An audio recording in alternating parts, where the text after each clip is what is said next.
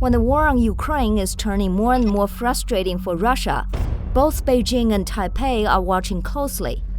If you were a senior Chinese general, at this point, would you suggest Xi Jinping take Taiwan by force or not because of how the war has turned out in Ukraine? If I was a PLA general, I would be telling, General Secretary Xi, here's what we know about what has occurred in the Ukraine.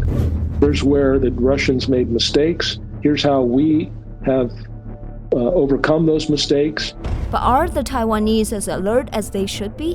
From what I've read is that the crash of an ROC Air Force training aircraft that killed, unfortunately, a Taiwan Air Force pilot, that seemed to have garnered more attention and criticism from the press in Taiwan than the fact that the PRC had sent 30 aircraft into their air defense identification zone. The Russian army's performance has been less impressive than many military experts had expected. Is China's military on the same caliber? Seeing how the Ukraine war has been unfolding, is China less likely to take Taiwan by force? I had this discussion with James Fanell, former Director of Intelligence and Information Operations for the U.S. Pacific Fleet. I'm Simone Gao, and you are watching Zooming In. How would you compare Russia's military power to that of China after seeing what happened in Ukraine? Well, this is, again, an assessment based on my own observations of the Chinese military over the years. And that obviously has to be couched in terms of we don't know because we haven't seen them in action like we're seeing the Russians right now.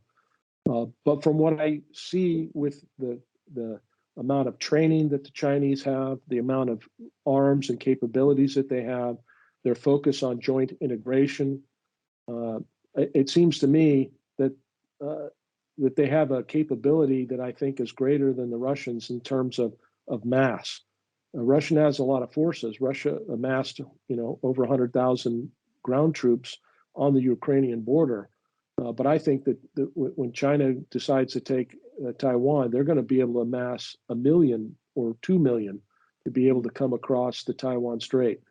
And I think that's something that people don't really comprehend, especially when you're talking about the concept of people's war, where the totality of the Chinese society would be brought to bear against Taiwan. But there's another difference, obviously, the terrain. It's a land war in Russia and Ukraine. Going across the Taiwan Strait's a different endeavor. That's why the Chinese Navy is much greater than the Russian Navy in terms of this kind of operation. And then you add in the strategic rocket force of the PLA, the strategic support force.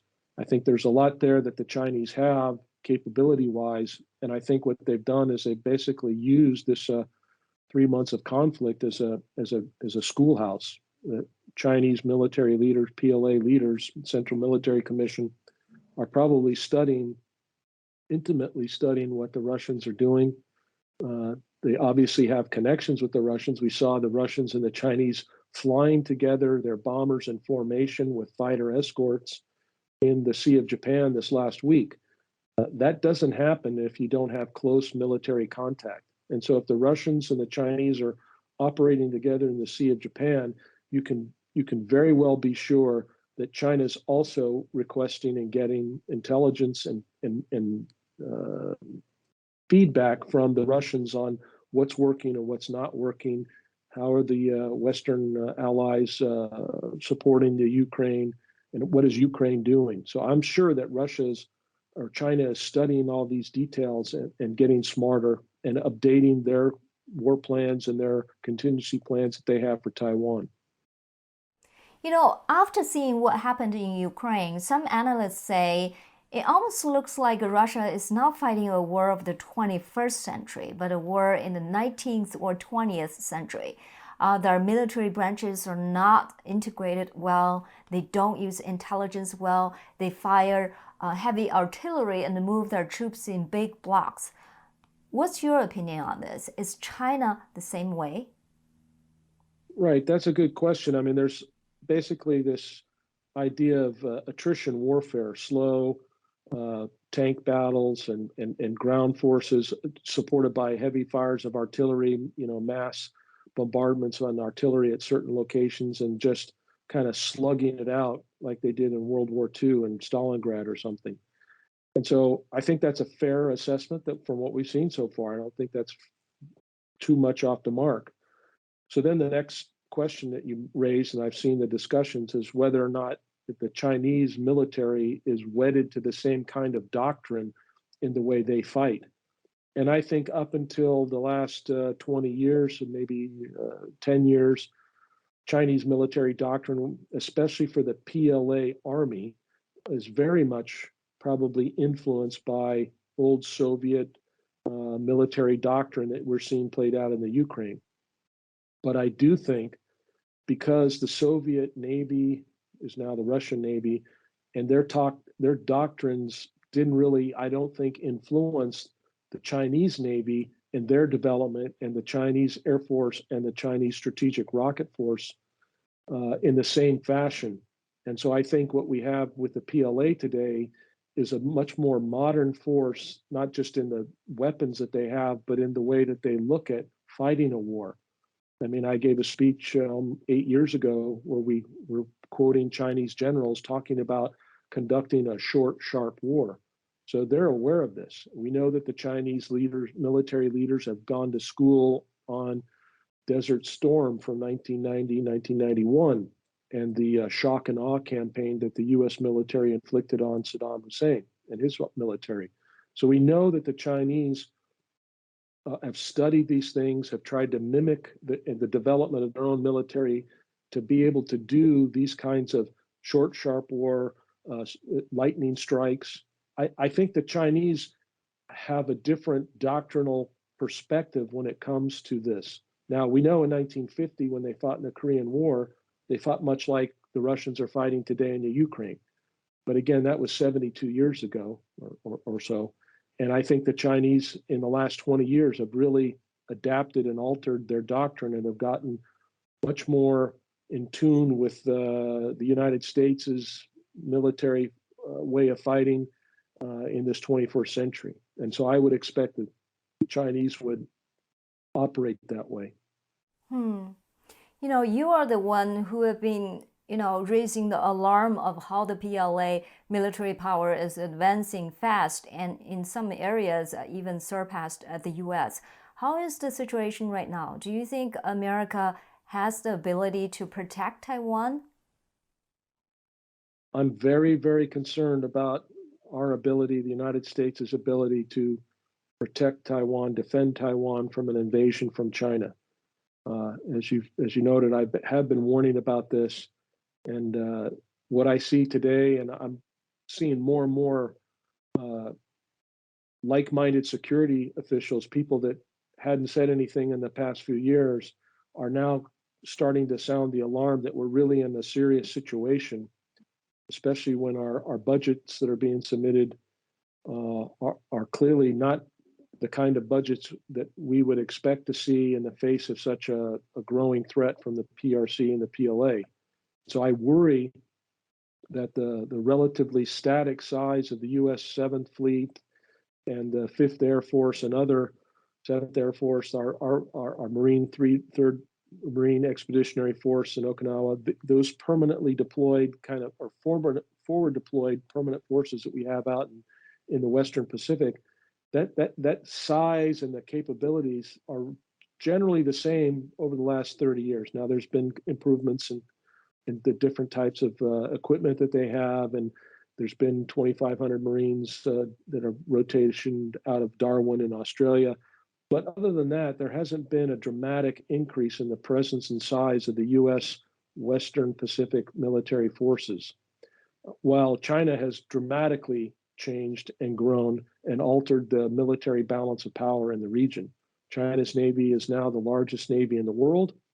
Ours is around 297 ships, but we have to split those ships essentially between our east and west coast, so they're not all focused and on station in the Western Pacific. So China's advantage, even though they're the largest Navy, is even greater than just saying they're the largest Navy by a few ships. They're now actually much larger because they're concentrated there in China inside the first and second island chain, while ours are on our west and east coast and have thousands and thousands of miles to sail before they could actually get into the combat area to help defend Taiwan. So I'm really worried that we're not prepared. I think the people that are in the military, the people that are at sea today are good Americans, and they want to do the right thing. They're planning and practicing to do the right things to defend Taiwan, but they don't have the resources. There's been cuts to training and maintenance funds over the years that make them less able to be as sharp as they should be. Maybe as when I was in active duty, we're seeing more and more pictures of U.S. Navy warships that are rusted out and not prepared, not materially ready as they could be or should be. And so I worry about all these things. And I'm very concerned that our Congress doesn't seem to be alarmed. They should be it's like if a house is on fire, they call the fire department, and there's a four alarm fire. It's the highest number of alarms you can have to get the whole fire department out to put out the big fire. And we should be at a 4-alarm fire status right now inside the United States Department of Defense and our Congress as it comes to realizing that China is on the brink of doing something like we're seeing being done in the Ukraine. So that was what I was going to ask you. After seeing what was happening in Ukraine, do you think Washington will be more candid or less candid in boosting the U.S. military? I mean, do they see Russia not as competent as they thought, and so would be China? Or do they see China would do something similar, so the threat to Taiwan is real and the U.S. needs to get prepared? There's a mixed message coming out of this White House, and it's confused people from the left, from the right side of the aisle. And then we have to look at things like arms sales. And there's a great concern that arms sales from the United States to Taiwan, there's been either a cancellation or delay of a number of weapons here in the last few months. And that's alarming, given the one thing that we know from the experience in the Ukraine is that if we had armed up the Ukraine before the Russian invasion, it may have altered Putin's desire to risk a war in the Ukraine. And I know many, many people in Washington, D.C., the experts, the so-called experts say, if you do that, you will be provoking China to attack. And my answer to them is, that's what you assess. However, what we know is that the Chinese intend to attack Taiwan. And if we're not going to do anything to deter them, so what's the difference? If they're going to come after I send arms into Taiwan, at least we have a fighting chance. If I don't do anything, then those people in Taiwan have no chance. And so I think we've got many, many years of the Kissinger school of engagement that says we should engage with China and things will get better and they'll come along to understand how beneficial the existing international system is. We got 50 years of engaging with them, and that didn't work. We also, at that same time, we were also saying we must never provoke China. If we do it, almost anything that the U.S. did could be characterized as provoking China as it relates to U.S.-China policy. If somebody from the U.S. government, the president, the vice president, the secretary of state or defense, were to fly to China for a meeting with their counterparts, we would have people from the State Department saying, oh, then we should not fly intelligence collection flights inside the first island chain because we might provoke China while our senior diplomats are there. And that would be detrimental to negotiations and engagement. And then it got so crazy during the Obama years that kind of mindset didn't just apply to the very top of the U.S. government. It went all the way down to assistant secretaries of defense and assistant secretaries of state at lowest levels. So we have tied our own hands for 20 or more than 20 years when dealing with China, and we have not prepared Taiwan to the extent that they really need to be armed to present a credible deterrent force to Taiwan. And so I would suggest that we start providing them those materials, those weapons as soon as possible, and that we would also establish a combined command structure in Taiwan that we composed of Taiwan military, U.S. military, Japanese military, and other members of the Quad or whoever else wants to join that to conduct training and not just training, but to have a command and control structure that would allow us to be effective when the invasion were to occur, if it were to occur. We have such structure on the Korean Peninsula today. It's called Combined Forces Command. It combines U.S. and Korean military together, and they sit shoulder to shoulder with each other in command centers and in the field and in the fleet. And we should be doing something very much similar towards Taiwan right now.